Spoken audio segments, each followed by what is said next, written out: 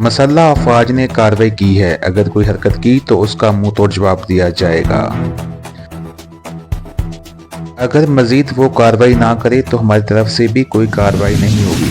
मजीद क्या कहा आपको आगे इस वीडियो में दिखाते हैं।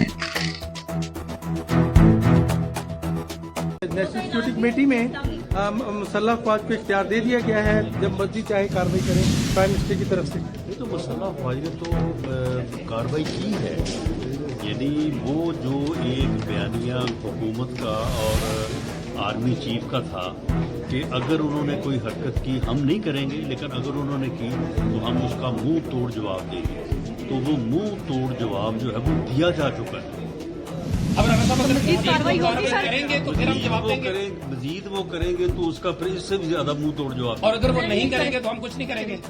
देखें, अगर वो नहीं करेंगे तो इसके ऊपर एक जिम्मेदार स्टेट के तौर पे गवर्नमेंट की भी और आर्मी चीफ की ये कमिटमेंट है।